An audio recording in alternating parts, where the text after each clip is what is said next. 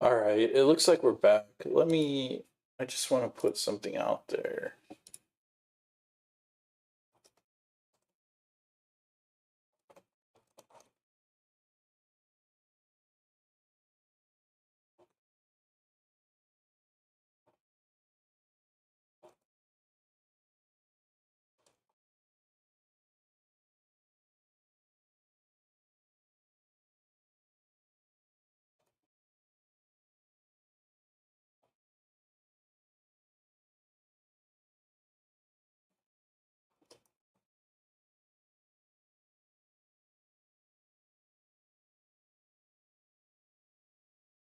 And put the same thing up on LinkedIn.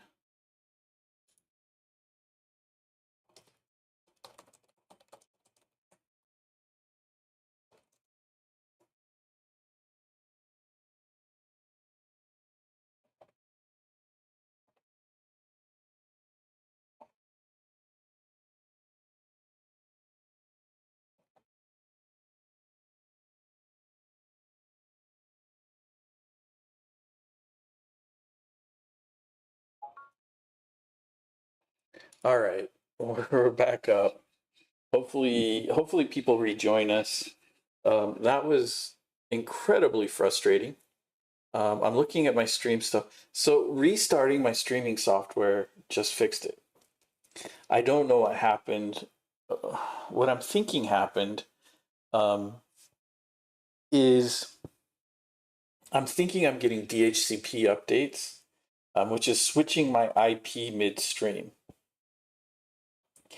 And then I think what happens is when my IP switches midstream, then it switches on Streamlabs, and Streamlabs is like, what the hell? Why am I getting data from a new IP address? Um, and one thing I could have done, oh, I should have done that. Um, I could have switched over to my phone, gone live for a bit from my phone, and then gotten my Streamlabs back up. Um, I hate when I pee on the stream switches. Oh, I'm sorry about that, Michael. But thank you guys for letting me know. Um, in the future, I really should. Yeah, I really should just switch over to my phone when that happens. Um, so the stream stays live, and then I can restart the desktop and then go back to the desktop. And Streamlabs keeps telling me, "Hey, you can do this." I've been dumb, and I decided, you know what would be really cool is if we just, if I kill the stream midstream, so that way I get two VODs, I get all sorts of messes. The other thing I should probably start doing is recording to my desktop again. Um, but yeah, there was a message from Ola about the React stuff. Um,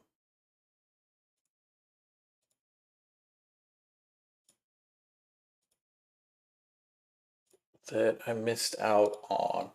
But yeah, I really think what I need to do is just call up my ISP and just pay for a static IP, and that should probably fix all my issues. Um, there it is, the sorting example here. Um, let's grab that.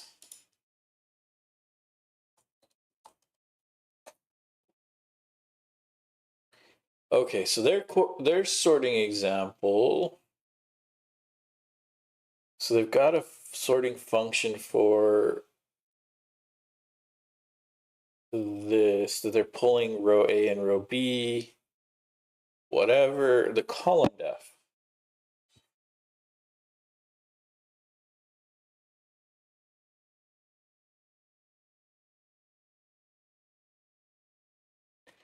So first name is info.getColumn, last name info.getValue, header, um,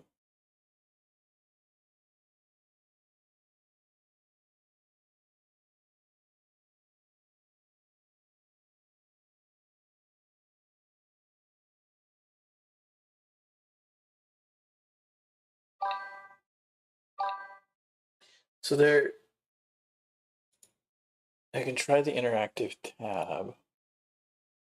For whatever reason, the interactive sandbox is just not working.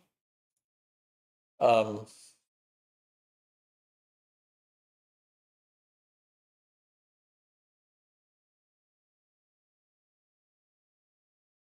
but I see they're doing info.getValue here. But they're using an accessor key or an accessor function and an accessor key. So this accessor key is going to pull it out. The issue that we've got, and we've turned off our sorting. Maybe you guys missed that. I'm not sure what you guys saw, but our sorting is now off. Oh, you were probably providing information about. Let's pull that back. How are they doing that in their table down here? That's what we should take a look at. So table.header groups map header group. Yep, header group ID.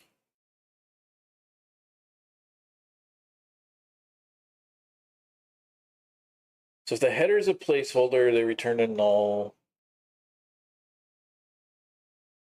They've got their on click for the sorting there.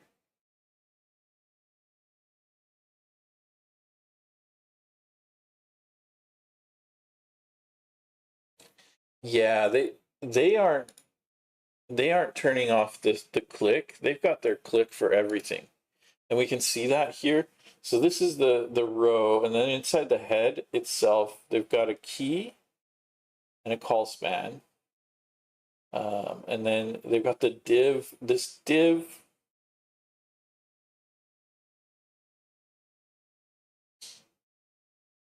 They're adding the click to the div and not the table header. That's interesting. We're going the other way around. So in our code, what we did is we've got our if, and the thing about Angular is that we can't put an if else around the table head. We have to put the entire thing in there. And so what we did is we went with, if you can sort the column, then we give it the click value. Otherwise, if you can't sort the column, then we give it an empty container, or an empty table head.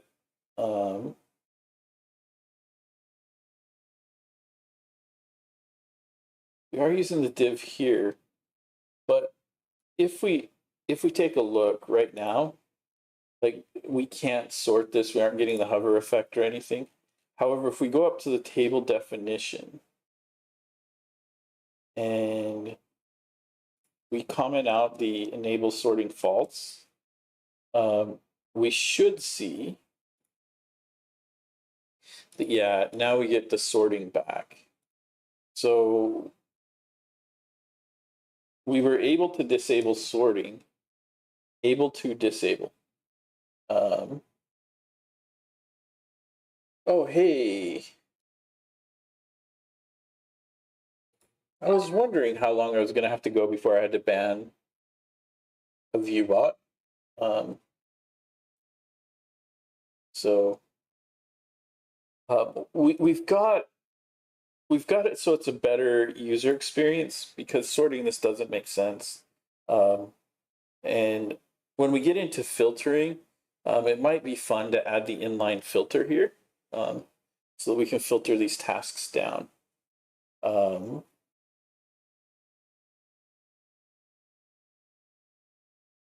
And maybe take a look at filtering task importance by, 1, 2, 3, whatever, or maybe a range. I don't know. But we've got this in place, and it's looking good. So let's get the next piece in place, and that is the changing the done over to a checkbox input. And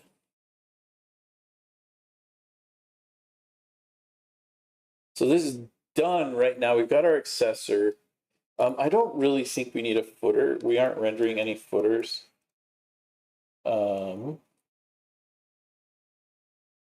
tasks, we aren't sorting.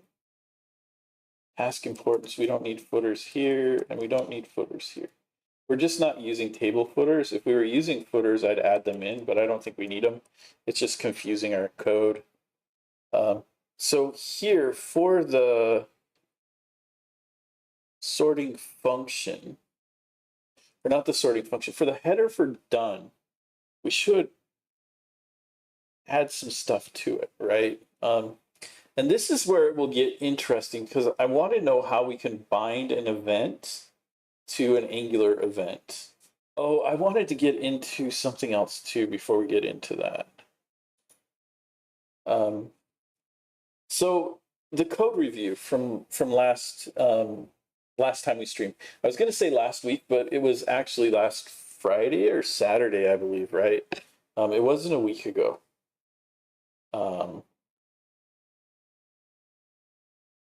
Maybe it was Friday. I think it was Friday. Yeah, I'm pretty sure it was last Friday. The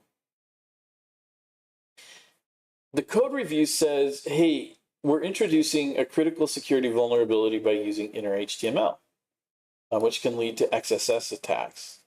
And we've got console log left over. And it's specifically calling this out. This was something that I used to call out myself.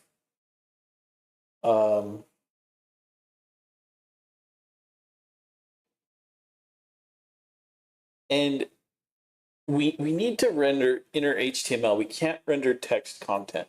And the reason we don't want to render text content is we need our stuff to be stylable, right? So we need HTML. We need so if we swapped over to text content, so that becomes a little bit of an issue. Or at least it would appear to be an issue. Where did I pull that up?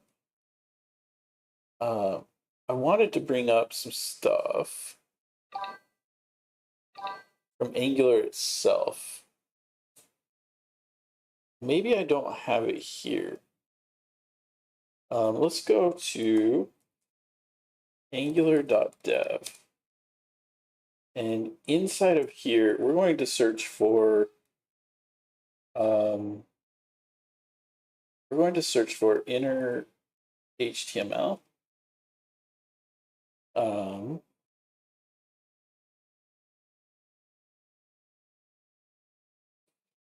So the inner HTML property of the element, so when we bind to this isn't going to give us what we want.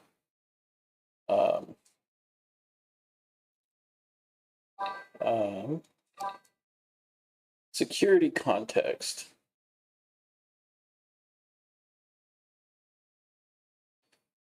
So a security context marks a location that has dangerous implications. For example, a DOM property like inner HTML that could cause XSS, right? Cross-site scripting. Security bugs when properly and improperly handled. So within the security context, we can set up what we want to secure. Right now, we've got it securing scripts. And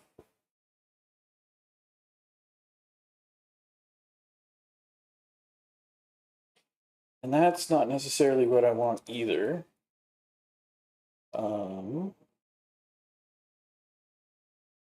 Control K. Inner HTML.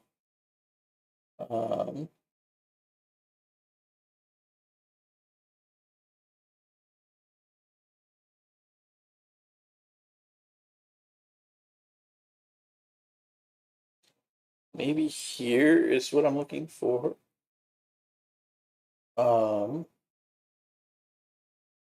So binding to inner HTML, interpolated content is always escaped.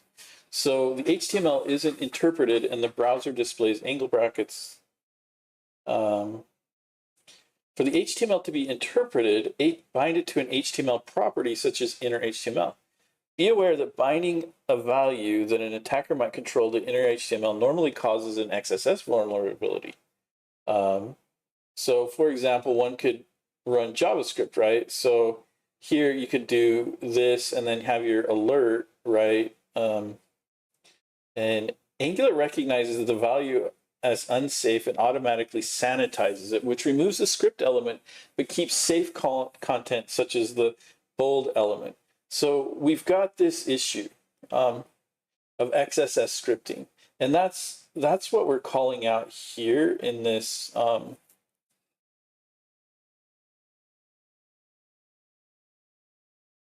in this pull request. It's saying, hey, normally binding to inner HTML is dangerous, and we can even check this out right here for this. What we could do is we could just add a script here, and our script could just do alert pwned like they did, right? And so now when we go back to our table, well, if it was broken, we would have seen that alert. And if we go inspect this, we can see that, hey, we get that, we get this, we get the I tag. We don't get the script tag. We can make sure that that's working by just making this a span, right? And then by making it a span, we'll see, oh, hey, we're getting, right? So we know that's making it to the browser. But once we turn it back into a script, then we're okay. And one thing that, you could be worried about is, well, this is already done it, right? But like, what if our current task.description, what if another way to get this in here would be, hey, let's this is the way that like cross-site scripting typically happens. Somebody's like, oh, they're injecting my stuff here. Great, script. And here we can say alert. And by the way, this is how you quick grammar. This is how you test for cross-site scripting. So a little bit hacking tip here for you guys, right? But wait, where did it go? If we look at it, it's right here. But as soon as I save it, it's gone. This is Angular. Oh, and there we go. Sanitization example. Yep. You're exactly right, Ole. I wanted to show people, right, that there are ways to turn that off. Don't turn that off unless you know what you're doing. You can open yourself up to cross-site scripting. And the danger of cross-site scripting is that if somebody figures out they can do an XSS attack on your site, they can get access to all the cookies, all the variables. They can run in your Angular context.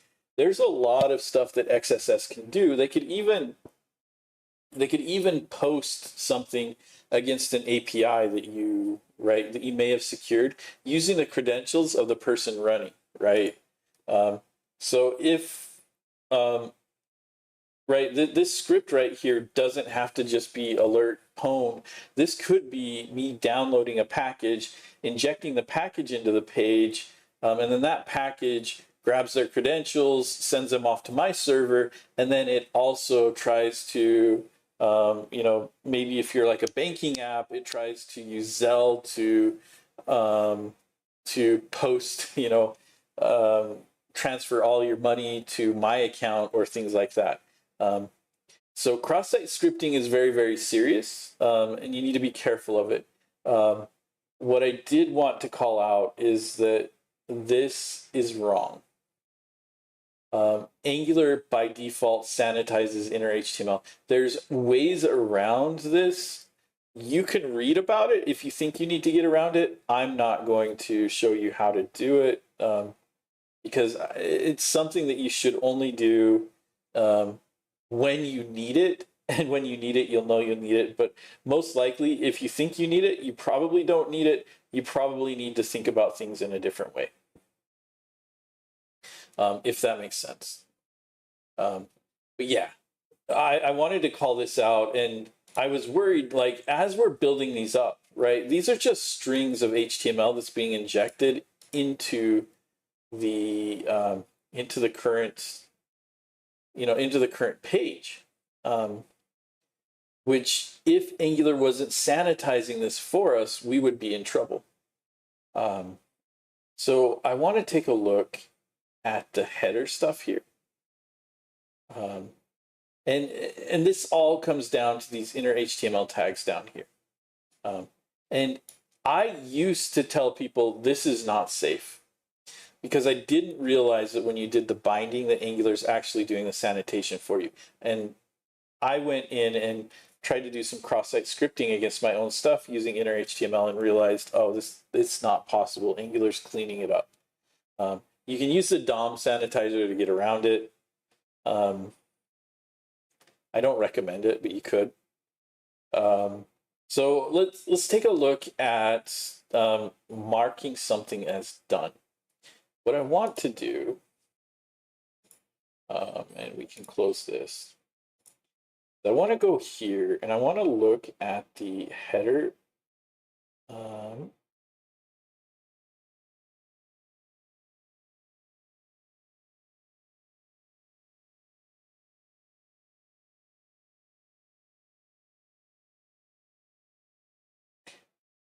This is the forms. It is not the table. I was like, wait, what's going on? Where's my header? So header group, subheaders, call span, role span, is placeholder, placeholder ID, get content, ID, index, depth, column, header group, column def is probably what I want. Header. I don't need the header. I need the cell first. Right? So the first thing we can do, and we could probably add a check all also, but we could do cell. We could pass in a done. And done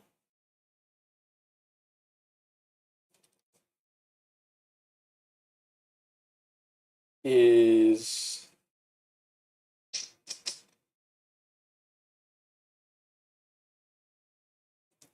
well, we want to return an input type equals, that's not going to work.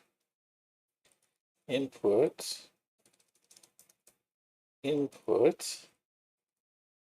here, type equals checkbox. So let's see what we get from that. And by doing that,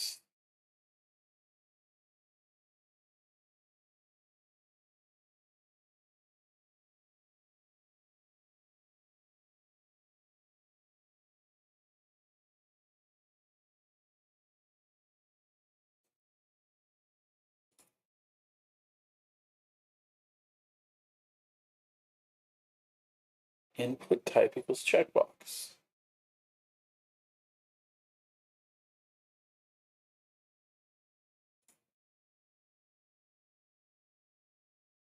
So in this cell,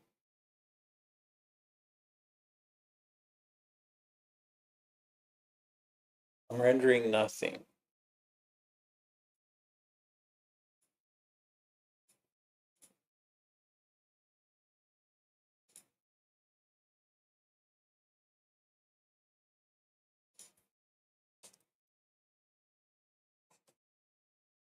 Does it want a closing tag on it?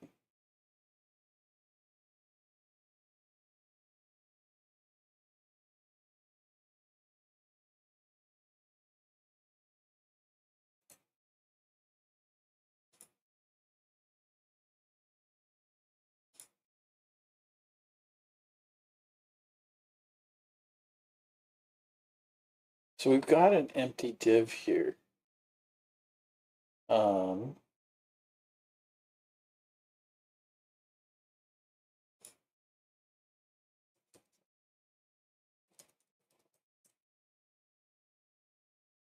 Done.getValue.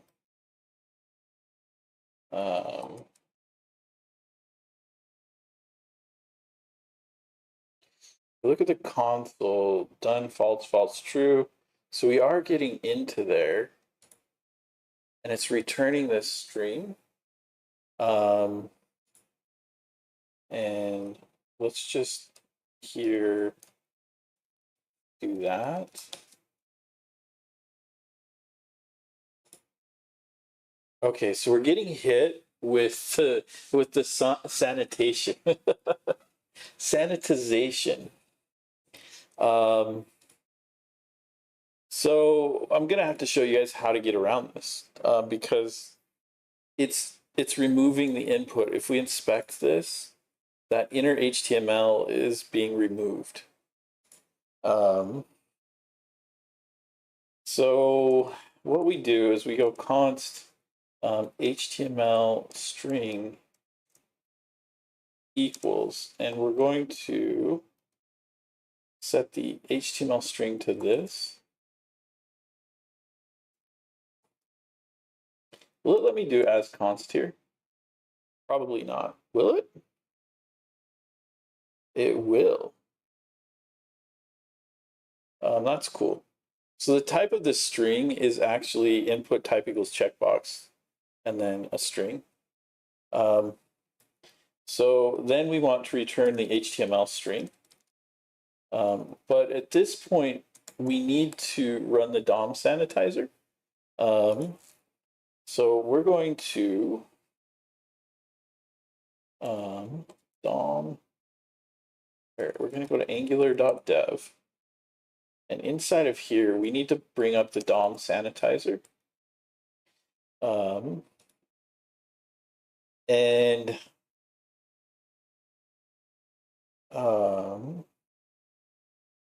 actually, the sanitization example is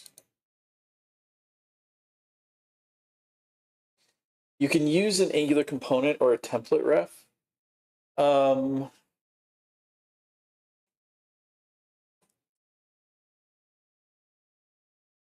I could use an Angular component, and I do have a checkbox component. If we look at the to-do form, no,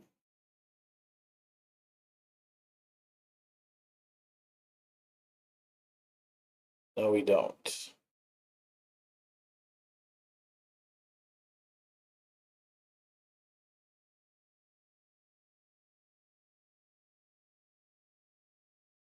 It's just a checkbox. NX migrate worked. Oh, nice. That is awesome. Using an Angular component or a template.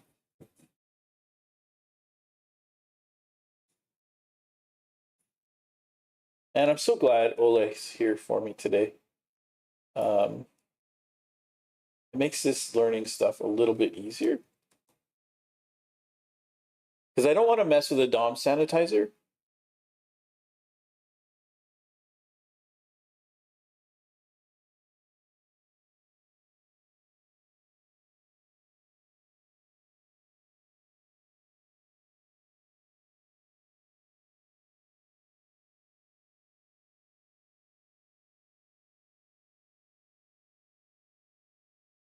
Flex render component.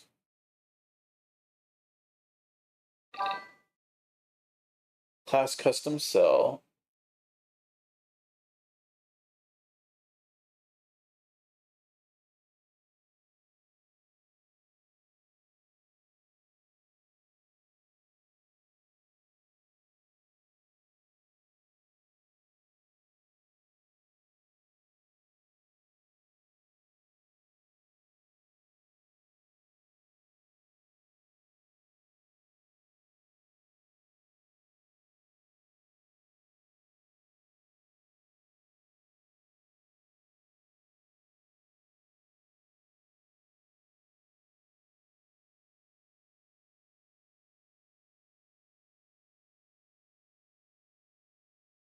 Interesting.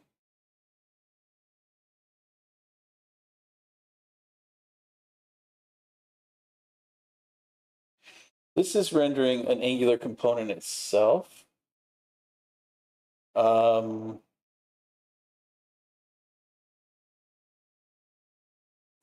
Rendering a template ref. So I could do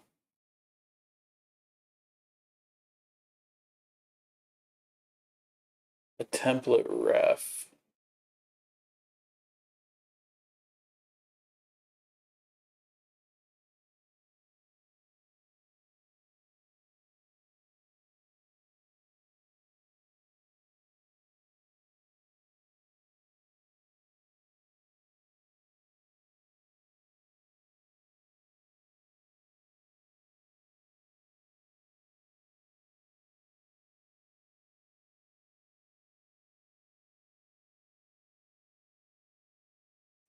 Okay, so we can do it with a template ref.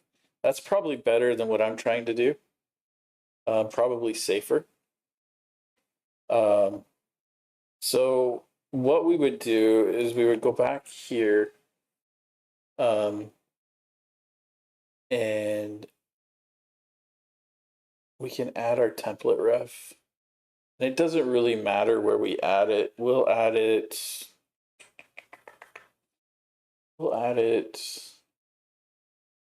here.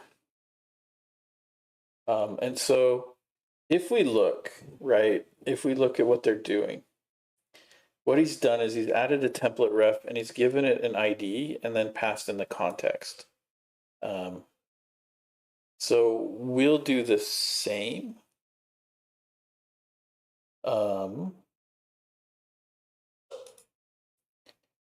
So here we can just do ng-template. And this is our task checkbox, and that's our template ref.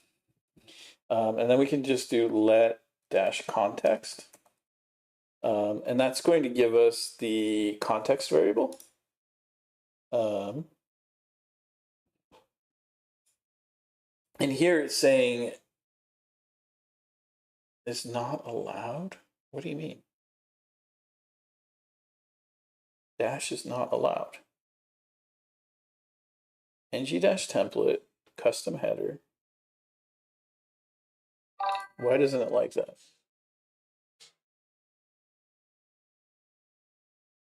It's time to RF farm for being an NX person. How do I cleanly get NX migrate to do all version 20 to 21 depths? I get nothing now, not specifying a version, and I don't know how to force it to do all 21. I could Google it, but I bet this would be a good layup, maybe opportunity to play inspiration hype up music and talk about how John NX saved your life. So the way I typically do this, and this is a good question.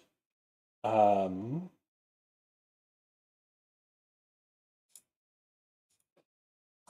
you've probably seen me do it, but the way I do it is get NX migrate to do all version 20 to 21 depths.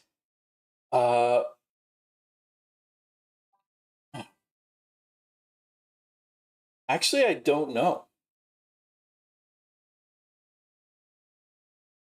Yeah, I mean, you could do that one, the at Angular / core / next.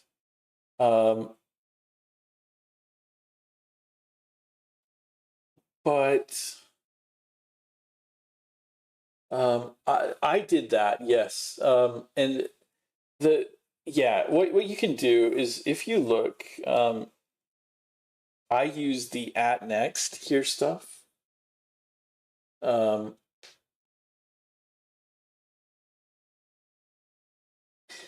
You do need to throw all of them in. And one of the things that I recommend, and I don't have an example of this right now,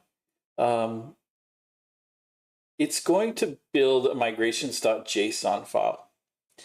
What I typically do is when I run them, so I'll do like, I'll do ngrx/signals at next, and you'll get this, well, we've got it here, right?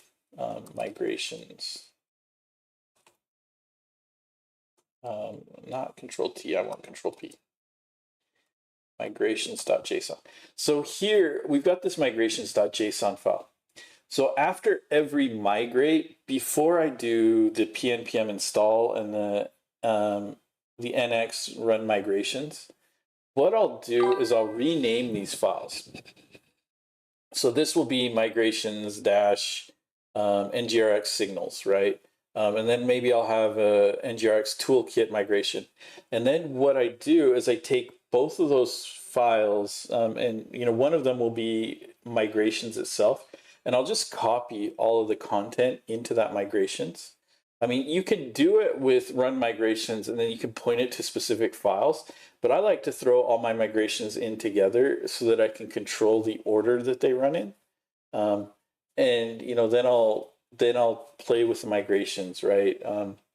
So I may paste another migration in here, and then some more in here, but then I might have to go, oh, this one doesn't work unless this one's run, so you can reorder the migrations.json.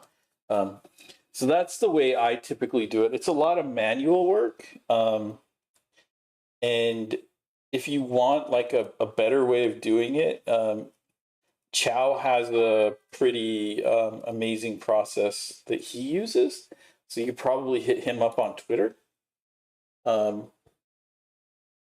Yeah, I mean, that's the way I do it. It's very manual, but it also allows us to do, it allows us to do some cool stuff by reordering, or I can remove migrations that fail that I don't need to run, and just do stuff like that. But anytime that I'm going to run multiple commands that could generate a migrations.json, I'll rename that migrations.json because I don't want it overwritten. So that's my suggestion. And then just use the @next or whatever tag, and that should grab all of the versions and their dependencies for the next. Yeah, similar to what Ole was saying. But that's the way I would do it. Hopefully that works for you.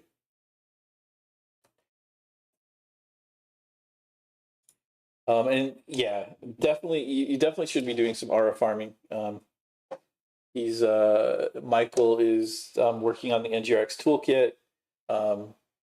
Very, very cool. We're just honored to have him joining our stream. No, he's been a longtime friend of the stream. Input type equals checkbox. Boom. What the heck? No. No, no, no. Why did it do that? That was really weird that it joined all of that together. And here we can do value equals context.getValue. So that should bind those together. And so then what we need to do is in our table definition, so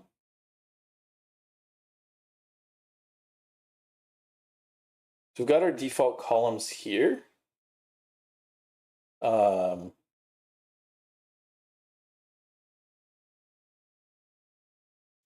But we need to define, so if we go take a look again,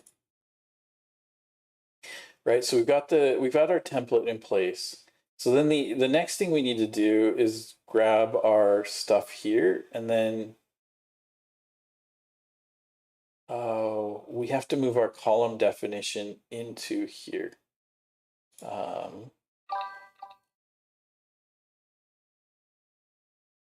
We can cheat. we can totally cheat this because cheating is how we get stuff done, right?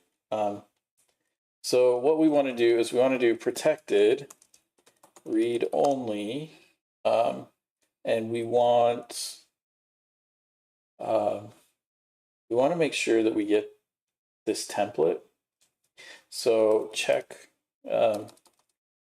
task checkbox equals, and here we want to use, I'm curious if they use the view child. They do. So we're doing view child dot required, which is cool. So we'll do the same. We'll do view child dot required, and we're going to grab the task checkbox. And so now our default columns, we're going to change this into a function, and we're going to pass it our task checkbox.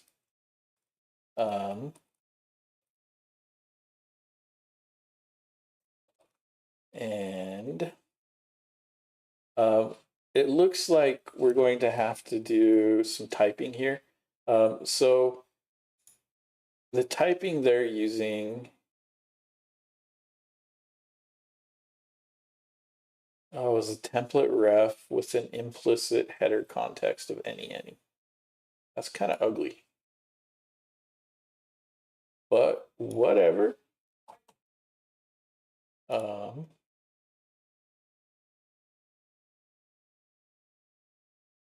So we're going to need to bring in template ref,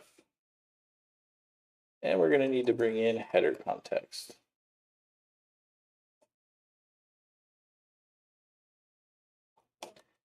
So there we go. So now default columns needs to take a template ref for the task checkbox.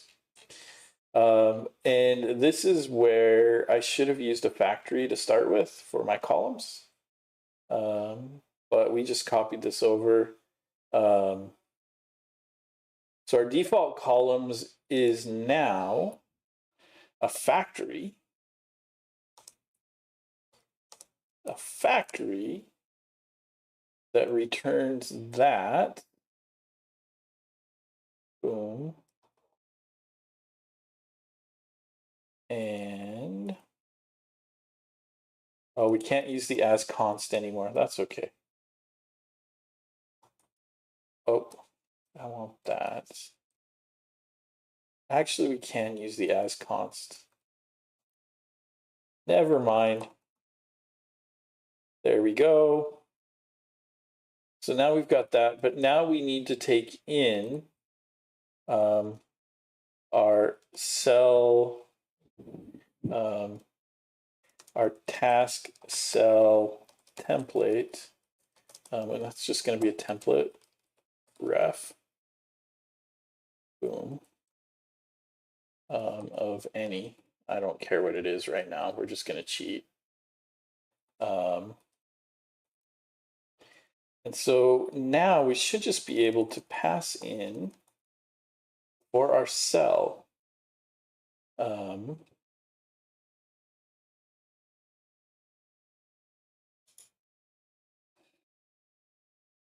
So they use, I don't need to call this, but maybe I will. I'll just do a signal template ref and just pass in the signal.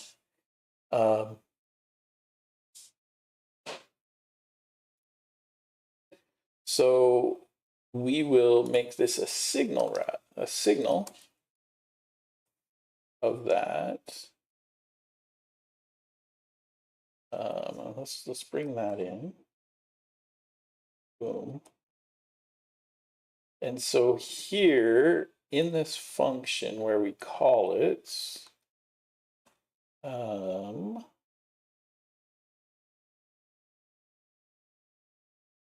this now just needs to be a signal, boom. And so up here in our cell, now we can just say, hey, we want to use our task cell template and render that, or reference the cell.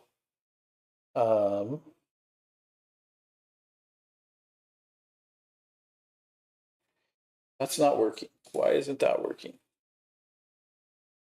Oh, it needs to be a function that returns that. Okay. No problem. Boom. Boom. So there we go.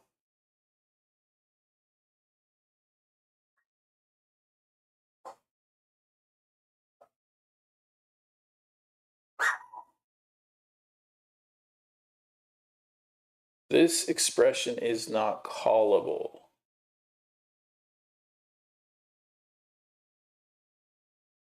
Has no call signatures.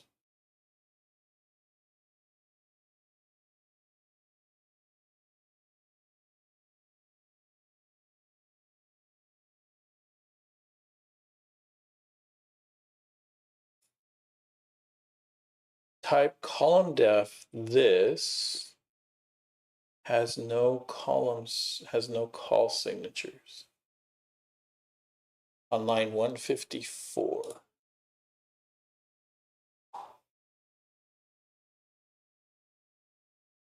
Get sorted row model.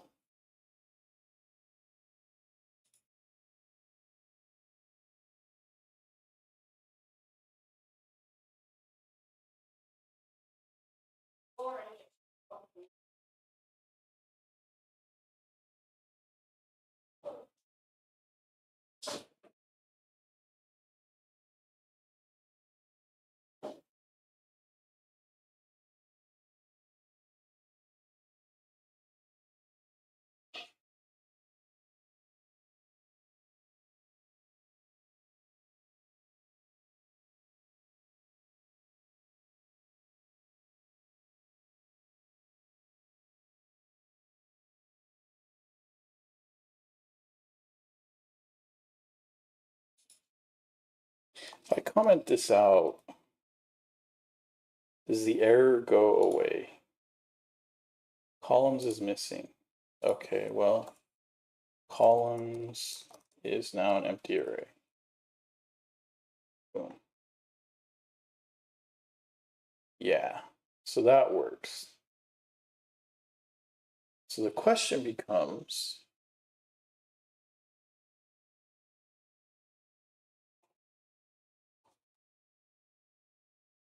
turning default columns.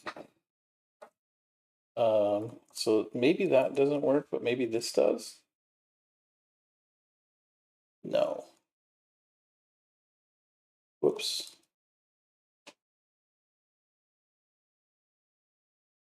So columns.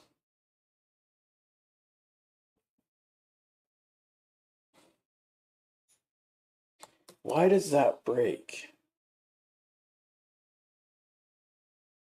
Never mind.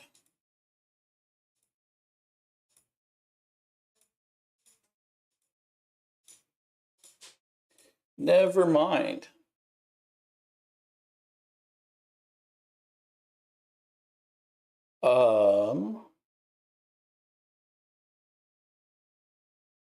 That worked. So let's see what's going on with our template. Because oh, it's not value, it's checked.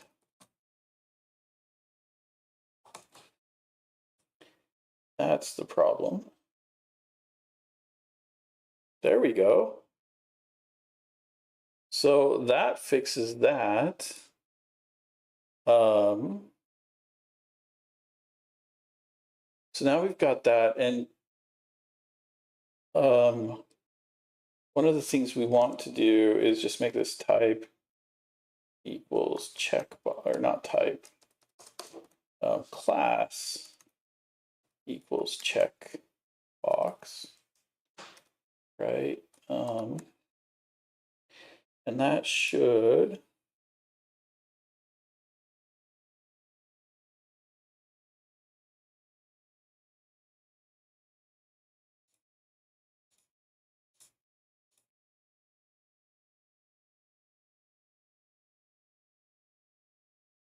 So let's take a look at the to-do form and what checkbox style do we play? Checkbox dash success. I don't, yeah, we can do checkbox dash success output, that's fine. Um,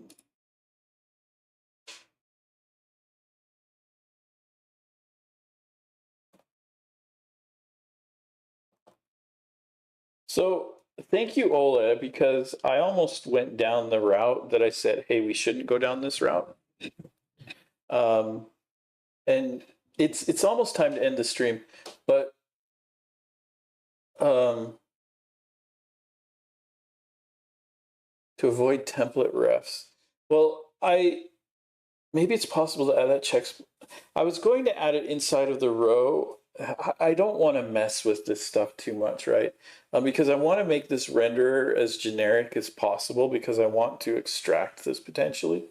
Um, but for whatever reason, the default columns factory wasn't working. It works now. We're good. And this is fine. The issue we have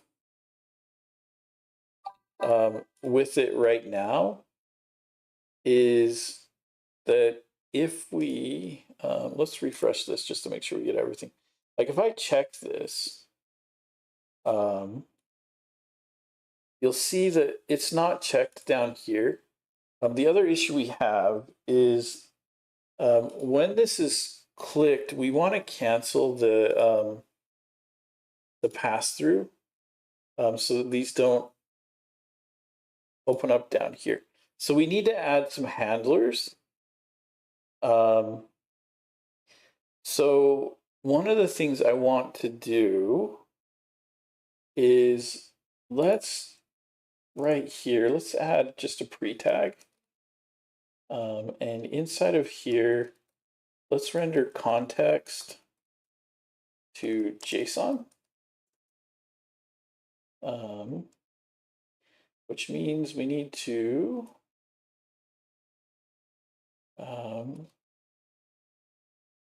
that, and we also want the JSON pipe. And so now, this is ugly, but we've got state, columns, data.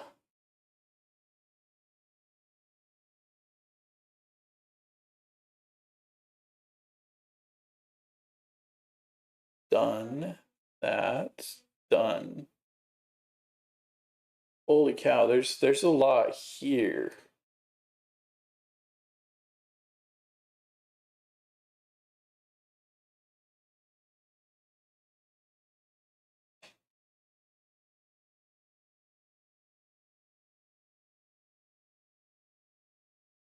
So underscore features we don't want, options we don't want, states.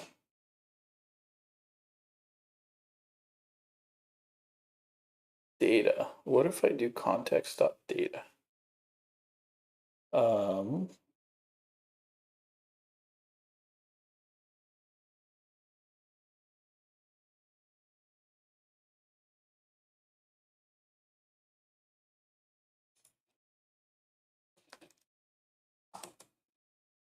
Does that render anything? Nothing.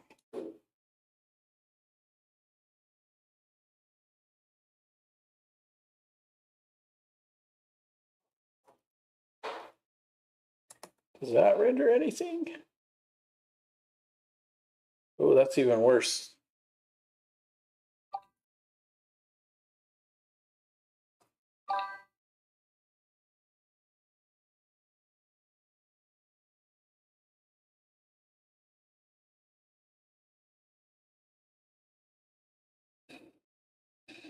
Yeah, take 5, 1, 4 have been taken.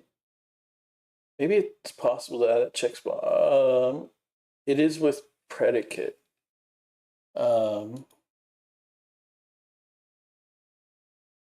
What is so the context itself has a whole bunch of stuff in it.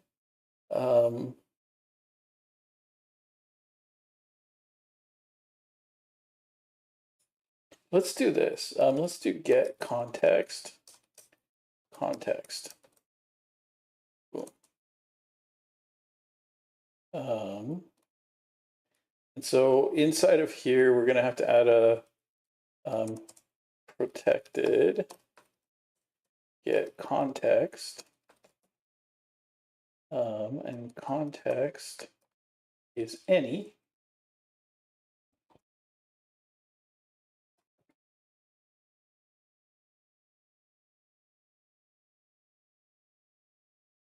So now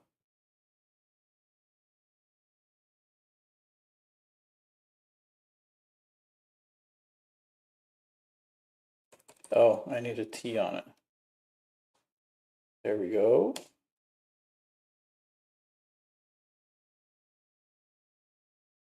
Yeah, that should. So now that we've got context here, we can console.log context.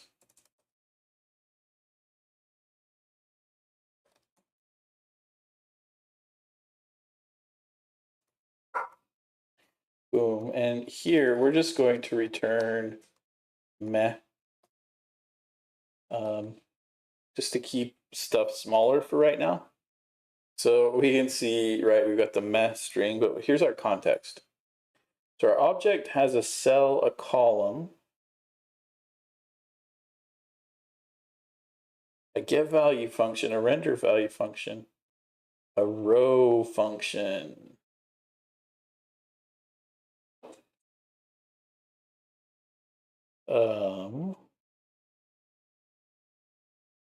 And row has, nope. Well, it's got to get value with the column ID, but we don't want to run. Oh, there we go. Row.original.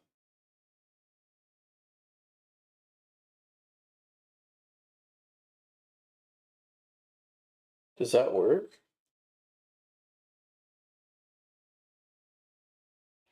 We've got the row.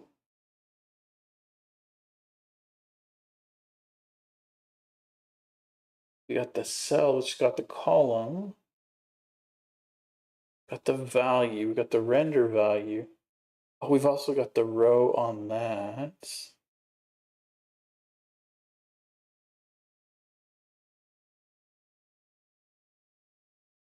And row, it's got the original also. What if I return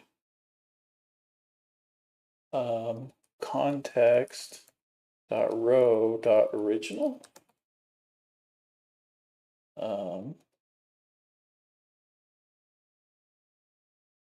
And you'll see why we're doing this. Okay, there we go. So now we've got the ID, and now we can toggle it.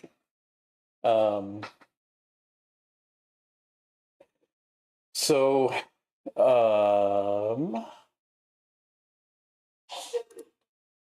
what we can do is in our template here, we can add a change.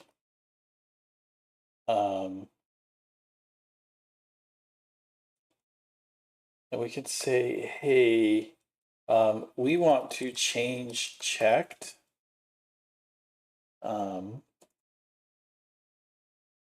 want change checked. And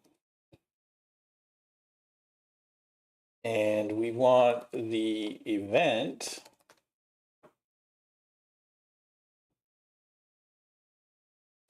and we want the context.row.original. So now we can take this stuff out. And down here, we can do change checked. And we want our event as an any and our context as an any. And this is where we're going to update the store. So we're going to change this over to change checked. And then we can add our event in here. And the reason I want to do that is I want to see what event comes through. So when we check this, the event is a change event.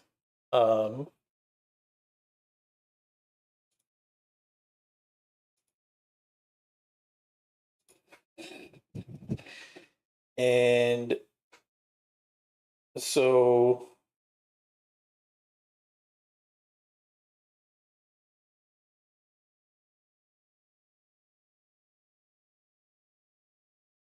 then we get an object here.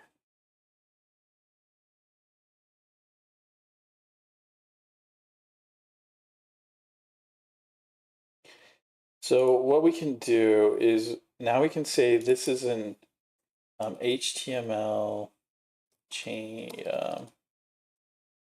HTML event.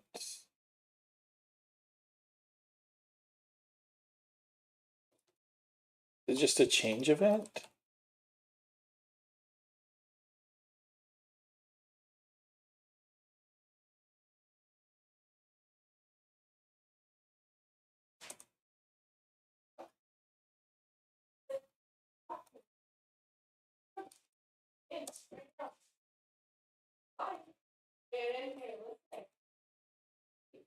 And so now we should be able to say, hey, event.prevent.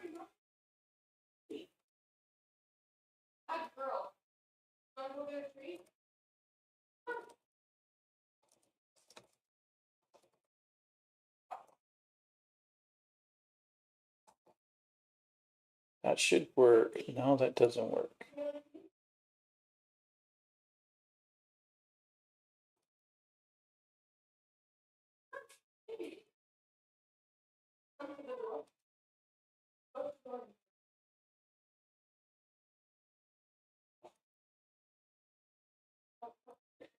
There, can I not say that this is a, am I getting the wrong type? Like if I make this, let me look at this. What I'm trying to do is prevent this from popping up when I click here. And so the event type we're getting is a change event, which has a target.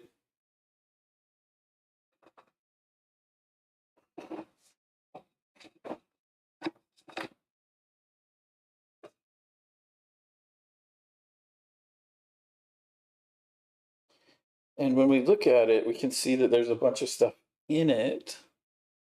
The change event source element is that, the value.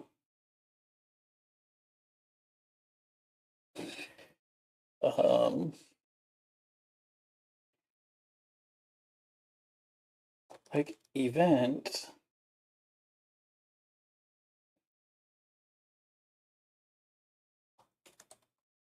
So now I should be able to just say event dot prevent default. And that should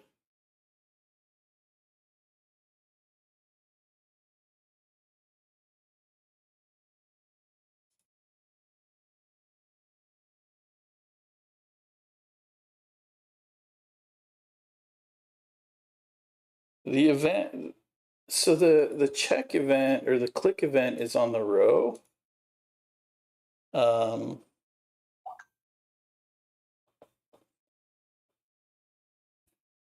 I want it on the row, but I don't want, maybe it's not prevent default. What is it? It's prevent,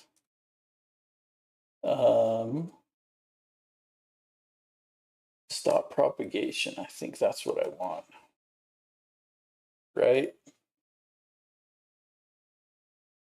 Let's refresh and just make sure.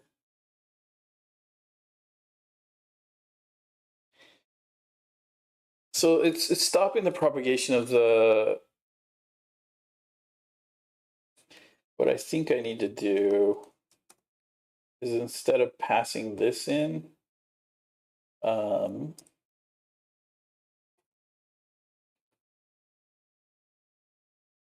we don't have event anymore. There's our context.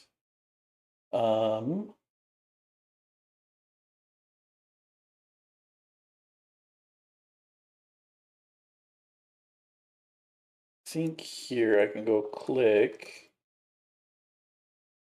equals event.stop propagation. I think that will prevent it. Yeah. So now we've got, we're no longer opening that, but if I click in the same, you know, if I don't click the checkbox, then we're not opening the, you know, the pop-up down below. So now the thing we need to do is tie up this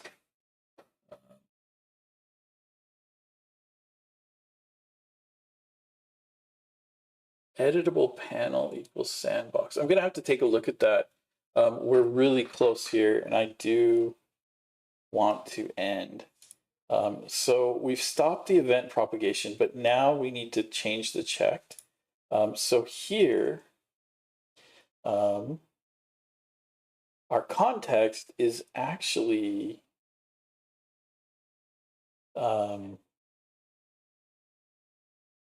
it's actually just it's just a to-do. It's not even a context. It's the current to-do, and this is a to-do model.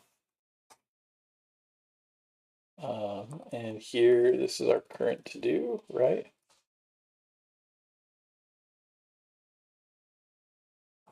So now if we log that, yeah. So we've got our current to-do, and so now what we need to do is go to our store. And inside of our store, we need to add a method. So we've got a method to select a to-do, we've got one to deselect, and we've got one to save a to-do.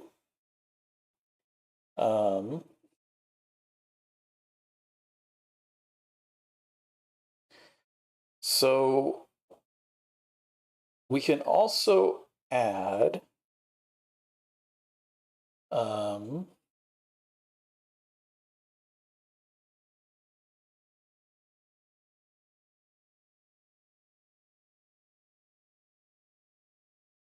we're going to need to add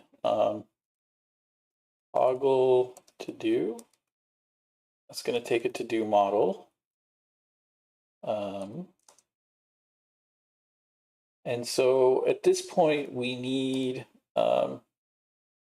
we can console.log toggle to do, and we're going to do here.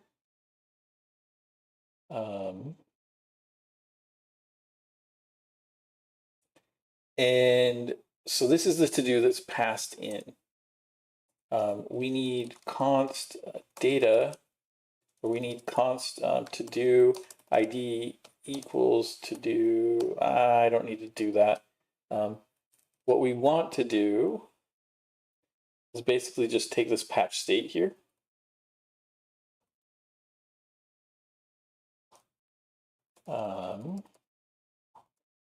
We're going to patch the state.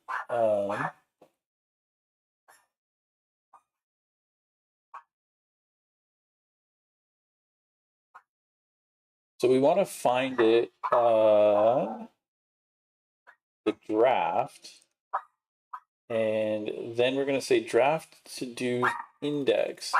And here we just want to, we don't even need that. We don't, because we're not doing anything there. We can say index.done equals that. And actually we probably want to take the to-do.done just to make sure that it stays in sync with the UI and it's not just actually toggling. And so now if we check this and then we click, we should see, oh, come on. Oh, you know why it's not doing it? This is like my most common mistake I make every single time. They did editable cell as separate Angular component. I'll have to check those out, Ole.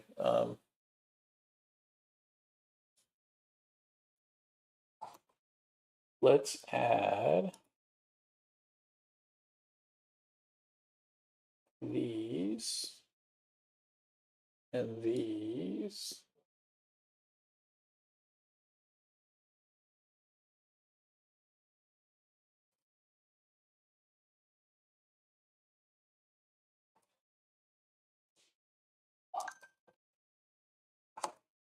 So we'll check this out next time. But the reason it's not working is we need this dot store dot toggle to do current to do. And now if we refresh, oh no, draft.todo's index is undefined. What?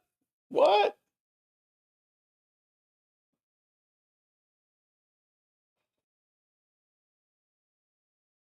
So the ID is 0. Let's look at the store.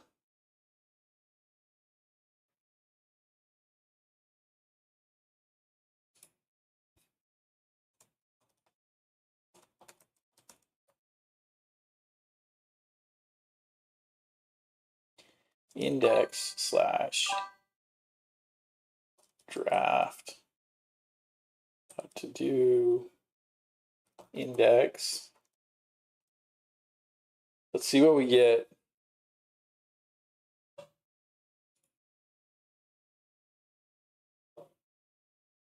Property to do does not exist on type drafted objects to do's. Oh, I need to do's.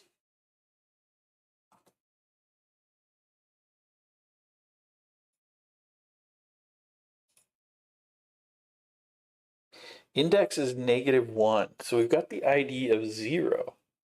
What if I click this one? Still -1.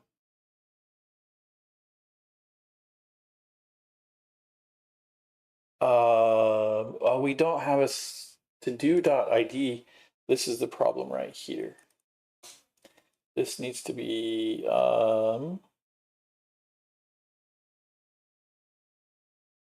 so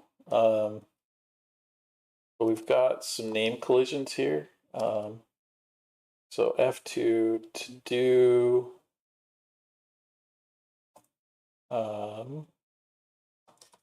to do to toggle.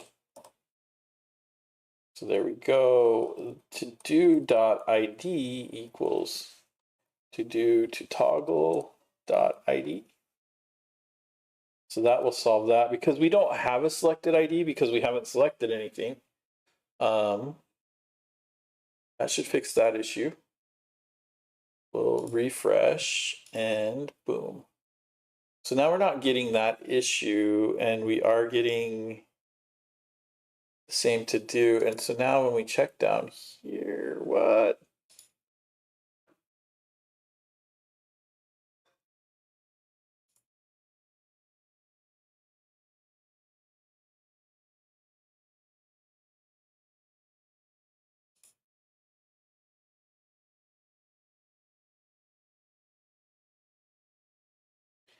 Okay, so how did done come in? Oh, done came in false. Dang it. So we're gonna flip that.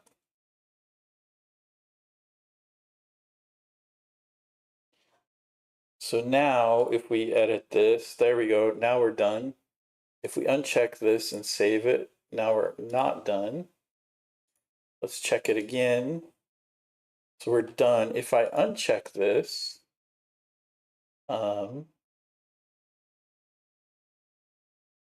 and we're not done. Perfect. And this one, we're done. If I uncheck it, then we're not done. It's not being bound because this isn't updating until I click. So I'm kind of cheating here. So like this one where, boom, now it's open. One thing we could do to kind of cheat this,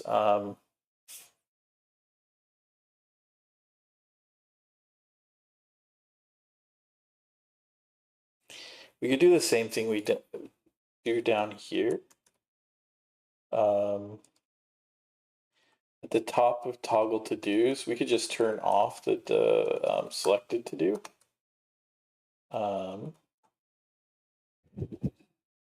And so now if I've got one open down here, and I toggle this, it's going to close it. That's going to force it to have to be reopened. So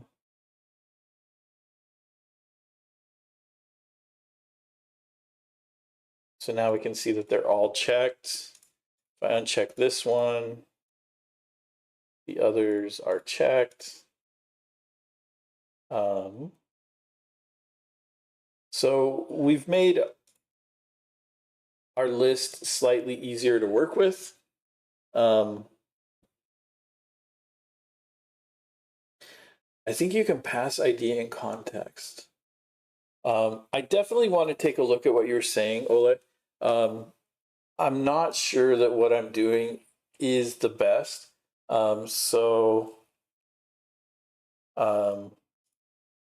we next week we'll take a look at this stuff.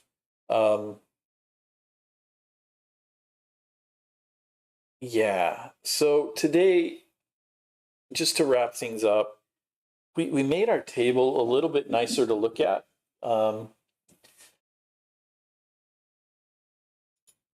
Now it's sortable. One thing that would be nice is if we added the ability to notify where the sort is. So maybe we'll take a look at that next time. We need the add button, we need the remove buttons, and then we need the due date. And then I think we're done. Oh, there was one more piece that I wanted to add. I wanted to add the ability to export and then import from JSON. So export this to JSON, export your task list to JSON, and then import it from JSON. And the reason I would do that is it's a way to simulate an API without having to build a backend API. So we'll simulate that API. And maybe we'll make this stuff tied to we can tie it to the local DB, and that way it can be stored in a database inside of your browser. So it'll stay inside of your browser, and then I think it's a pretty usable task list. After that, everything else is just polish and more features. But I think we managed to accomplish some good stuff today. Definitely spent most of our time learning tanstack table and how to make things work. When we come back, I'm going to take a look at these tanstack things here and see what we can do with that. Because I think Ole is probably right. There's probably a better way to do these checkboxes than what we're doing. But I'm not unhappy with it. We didn't wind up doing like unsafe HTML, which I'm happy about that. Right, we're still staying within our safe sandbox and things like that. But yeah, we will see you guys next week, where we'll be going over. We're basically just trying to finish up this application before the end of the year, and then once the new year comes, I'd like to get back into doing some sort of Angular game dev. I don't want the table to be a form. I want the edit to still be here. I don't want to do inline forms. Inline forms used to be a really cool thing. I think they've fallen out of favor a little bit. So I'd like to prevent, yeah, I'd like to prevent just, or not prevent, but I'd like to avoid doing inline forms. Um, so yeah, um, we will talk to you guys all next week. Thank you all for joining. Thank you guys for putting up with the midstream issues. I need to figure out what's going on there. I think I think it is a DHCP change. So I'm getting a new IP address midstream, and that's just breaking everything. So I'll see if I can get that fixed with my ISP. But yeah, see you guys all next week. I can keep going all day. I just keep going and going and going. But yeah, I'll talk to you next time.